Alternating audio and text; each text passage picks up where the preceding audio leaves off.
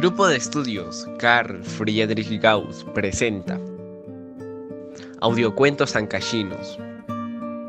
Voz de Nicole Maldonado. Título: Los amores del diablo. Autor: José Ruiz Huidobro.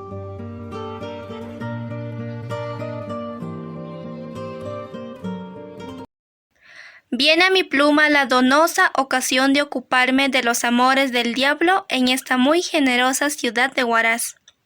Y no quiero perder ni dejar de mano tan divertido tema. El diablo en Huaraz. El caso es para poner los pelos de punta a cualquier hijo de vecino. Pero como no pretendo asustar a mis lectores, comenzaré por afirmar que son casos y cosas de otros tiempos. Ya el diablo no viene ahora por estos andurriales. Entretiénese Dios sabe dónde y cómo, y ahora ni para remedio se presenta. Quien quisiera conocerlo tendría que recurrir a empolvados sinfolios o a borrosas pinturas. Tal es el desuso en que ha caído este personaje, que nadie se ocupa ya en reproducir la ruin estampa que antaño campeaba en todas partes, y sus retratos van siendo tan viejos como su historia. Pero vamos al cuento y dejemos aparte exordios y disquisiciones. Hace 3/4 de siglo, Huaraz era una apacible y monótona población, sin telégrafo, sin alumbrado eléctrico y con correos mensuales a la capital de la República. La vida huaracina tenía algo de patriarcal. Las pocas noticias de la República y del extranjero se comentaban durante todo un mes. Así, pues, la llegada de cada uno de los correos de Lima, que hacían el viaje por tierra, era un verdadero acontecimiento. La gente se acostaba a las 8 de la noche, y al alba ya estaba de pie todo el mundo, como suele decirse. Las operaciones principales eran la agricultura y la ganadería. El comercio, muy escaso, estaba en manos de 3 o 4 bachiches y chapetones. Entre el cuidado de las chacras, las misas, rezos y alguna visitilla a las familias amigas transcurrían las 12 horas del día. No puede darse vida más tranquila y morigerada. Por las noches, uno que otro farolillo o candil mortecino alumbraba débilmente ciertas calles de la ciudad. Así es que en cuanto oscurecía, muy osados habían de ser quienes se lanzaran a la calle. Fue en esta época que el diablo, enamorado de una gentil doncella, dio en el prurito de hacer sus excursiones por esta ciudad. Y por cierto que sus aventuras hicieron bastante ruido, tanto que hasta a mí ha llegado el relato de ellas, y voy a hacértelo, lector amigo, sin agregarle ni quitarle nada. Helo aquí. En el final de la 4ª cuadra de la calle de Bolívar, como quien va de la plaza y en la acera izquierda, existía en aquellos tiempos, creo que existe todavía, una pequeña tenducha, sin más salida que la que daba a la calle referida. Habitaba en ella una garrida y un si es o no es coqueta huaracina de 20 abriles, que por achaques de fortuna habíase quedado huérfana y sin parientes. Mercedes, que tal era el nombre de esta hija de Eva, llevaba, sin embargo, ordenada y cristiana vida, sin perjuicio de asistir a misas y misiones, sin dejar de confesarse y comulgar por Pascua Florida y siempre que era menester. Era no obstante amiga de enseñar sus lindos y pequeños dientes, y de lanzar airadas miradas asesinas a cuanto mancebo se ponía bajo el fuego de su mirada aterciopelada. Nadie, ni aun el más apuesto galán huaracense, podía jactarse de haberle inspirado un sentimiento más íntimo que el de una simple amistad. La mocita no admitía requiebros sino de día, y aunque de noche su tenducha permanecía abierta hasta las 9, menudo chasco se habría llevado quien hubiera pretendido de ella algún gajecillo de amor. Y si abría de noche, no era por correr aventuras, no, era por vender algunas cosillas que constituían su negocio, y que las comadres de la vecindad compraban muy satisfechas de encontrar una tienda abierta, cuando todos los bodegueros y comerciantes dormían plácida y tranquilamente. Durante los ratos que las atenciones del tenducho se lo permitían, Mercedes tejía, a la luz de una lámpara, esas prodigiosas mallas que pueden competir con los mejores encajes de Alençon y Valenciennes. Sola, siempre sola, su existencia deslizábase apacible y risueña, como esos arroyuelos que parecen no tener otra misión que murmurar alegremente, inundando praderas llenas de flores y verdor. Algunos galanes, desdeñados, dieron en la manía de espiarla, y lo único que resultó fue que se expiaron unos a otros mutuamente. Mercedes era, pues, inabordable e inabordable habríase quedado, a no mediar la aventura que da margen a este cuento. Era una noche del mes de abril de 1839. La luna magnífica y esplendorosa, como sabe serlo en este cielo de Huaraz, hallábase en el plenilunio. Las calles de Huaraz yacían sumidas en completa soledad, y entre las dos fajas de penumbra que en ellas proyectaban los techos, la luz lunar se derramaba como un amplio caudal que trazara cruces en las esquinas. Las noches de luna, el municipio ahorraba los faroles y en la calle de Bolívar no había más luz que la que se escapaba de la humilde vivienda de Mercedes. Las 9 serían cuando una viejecita que moraba a pocas cuadras de la casa de Mercedes entró a la tenducha. «Vecina, buenas noches». «Buenas noches, vecinita. ¿Es que va usted a velar?» «No, vecina. Quiero que me venda usted una esperma». «Muy bien, vecina». Y mientras Mercedes tomaba la vela, la mirada de la viejecita tropezó con la figura de un hombre, tranquilamente arrinconado en uno de los extremos de la tienda. El hallazgo visual no era para pasar inadvertido. Un hombre en la casa de Mercedes, a tal hora. Y la viejecita, entre espantada y confusa, santiguóse tímidamente. El hombre lanzó una especie de rugido y miró a la anciana con tal expresión de amenaza que aquella sintió un escalofrío en todo su ser.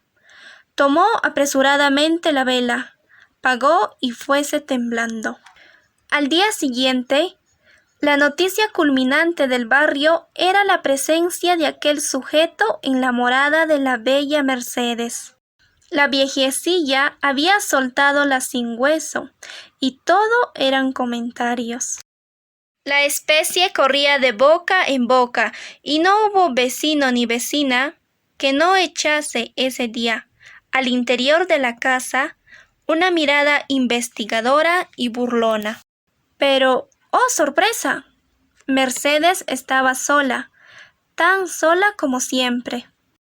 Algunos creyeron que solo era una invención de la vieja de Marras. Otros, menos fáciles de convencer, propusieron esperar la noche. Apenas anocheció, Mercedes fue atisbada, y eran las 12 cuando los curiosos pudieron ver al sujeto, causa de su desvelo, cómodamente apoltronado en un antiguo sillón de brazos, en el mismo sitio que la viejecita lo viera la noche anterior. Contentos de haber satisfecho su curiosidad, unos, otros envidiosos de la suerte del tipo aquel, que así, de buenas a primeras, y sin más trámite, era recibido por Mercedes en la intimidad. Los atisbadores fuéronse a dormir. ¿Quién era el galán aquel? ¿De dónde venía? ¿Cómo vivía? Estas y otras o parecidas eran las preguntas que se hacían vecinos y vecinas.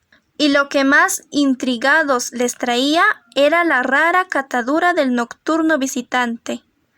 Era el tal, alto y esbelto, Roma, ojos negros y brillantes, y enormes y bien retorcidos mostachos, daban a su rostro una expresión desconcertante.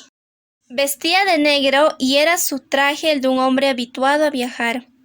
Usaba altas botas y las espuelas demostraban que cabalgaba todos los días. Un enorme sombrero de Guayaquil, con una cinta bien ancha, llenaba de sombra su fisonomía, completando el conjunto. Parece un gaucho. En estas palabras resumieron fisonomía, completando el conjunto. Y lo más raro era que Mercedes parecía no percatarse de su presencia. Tranquilamente hacía su malla a un extremo del aposento, mientras en el opuesto el caballero galán, apoltronado, fumaba cigarros blancos de buen tabaco de Jaén.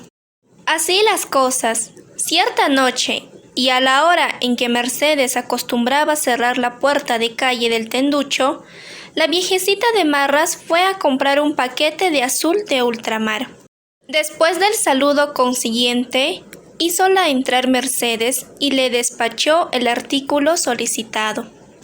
El gaucho continuaba imperturbable, en su sitio de costumbre, y cuando entró la vieja, el individuo aquel no solo no la miró como la primera vez, sino que levantando la mano derecha, rápidamente se encasquetó el sombrero que llevaba, como queriendo ocultar el rostro. La vieja, curiosa como buena hija de Eva, miró y remiró insistentemente al desconocido. Nada pudo sacar en claro. Pagó su compra y despidióse. En pos de ella fue Mercedes hasta la puerta, y apenas traspuso la anciana el dintel, Mercedes cerró y, casi instantáneamente, partió del interior del tenducho un grito terrible, desesperado, y el ruido que hace un cuerpo al caer a tierra. La vieja que oyó el grito, temerosa y medrosilla, huyó santiguándose. Era una noche de luna. La luna se esparcía a torrentes por todos los ámbitos de la ciudad dormida. Al día siguiente, las vecinas y transeúntes vieron con asombro que la puerta del tenducho permanecía herméticamente cerrada. Comenzaron las hablillas y comentarios, y el barrio se hizo lenguas acerca de la ausencia de Mercedes. Y pasó un día, y otro más, y la puerta de aquella vivienda continuaba cerrada, sin que nadie pudiera dar la menor noticia de la gentil doncella.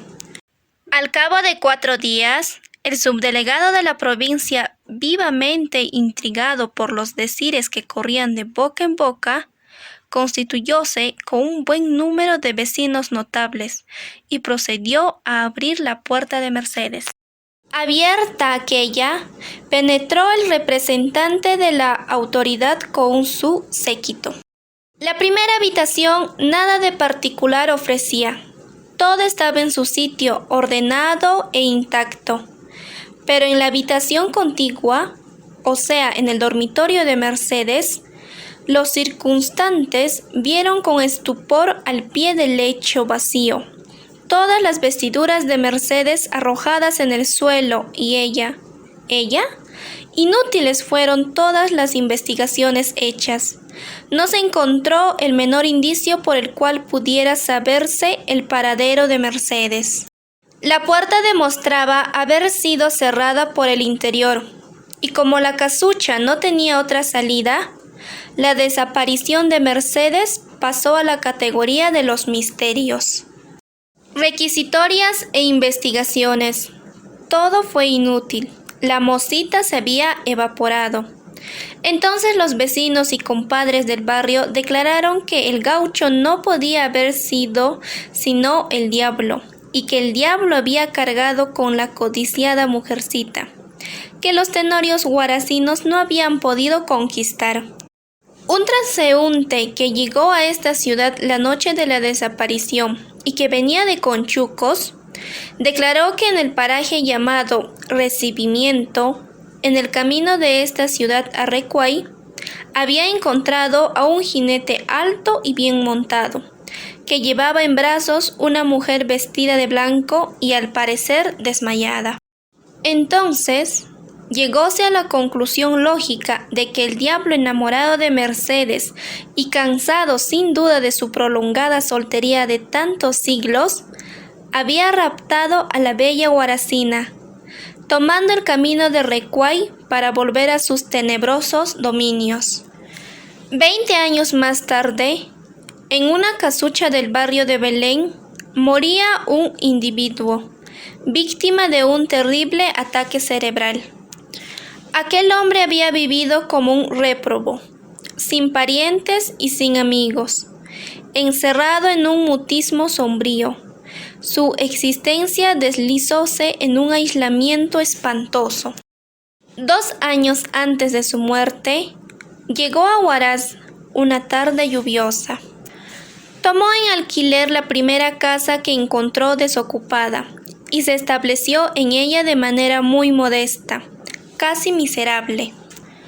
No salía de su casa sino de noche, muy embozado. Vestía siempre de negro y usaba un enorme sombrero de Guayaquil. Alguien aseguró haberlo visto, cierta noche, regresar a caballo, llevando de tiro una bestia que conducía un enorme baúl, y desde entonces sus salidas nocturnas fueron menos frecuentes. Cuando enfermó, un buen sacerdote que vivía cerca fue a verlo, y al encontrarlo gravemente postrado en cama y sin la menor asistencia, envió un par de religiosas betlemitas que lo atendieron. Murió al siguiente día de aquel en que fue a verlo el sacerdote, y, como el ataque que sufriera lo inmovilizó, quitándole hasta el habla, murió como había vivido, silenciosa, calladamente. La casualidad, sin embargo, reveló algo del pasado de aquel extraño sujeto. El mismo día en que sus restos habían sido trasladados a la fosa común, el tenducho en que había vivido fue invadido por los vecinos. Mientras él vivió, nadie había osado entrar a su morada. Tal era el temor que inspiraba su sola presencia. Muerto él, su aposento fue recorrido por cuantos penetraron. No dejaba papeles de ninguna clase.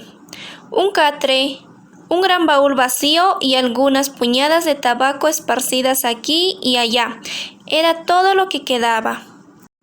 Un curioso penetró al segundo aposento. Lo halló vacío, pero advirtiendo una escalera que subía a un desván, trepó por ella y penetró a la buvarda. Entonces, a la luz que penetraba por un ventanuco vio, con espanto, un cuadro siniestro. Sobre un cobertor muy usado yacía un esqueleto humano. Algunos harapos blancos le servían de vestidura, y una rubia cabellera que el polvo y el tiempo habían deteriorado demostraban que aquel esqueleto pertenecía a una mujer. Los amores del diablo terminan trágicamente.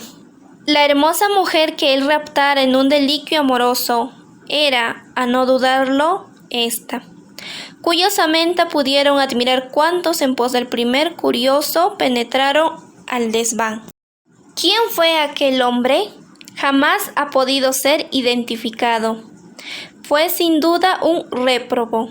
Como tal había vivido, como tal había muerto. Al día siguiente, el esqueleto de Mercedes fue también a la fosa común y allí, en la tumba de los sin fortuna, se mezclaron los huesos de aquellos dos seres que otrora calcinara el amor y que ahora unía para siempre el hielo de la muerte. Grupo de Estudios Carl Friedrich Gauss presentó Audiocuentos Ancashinos.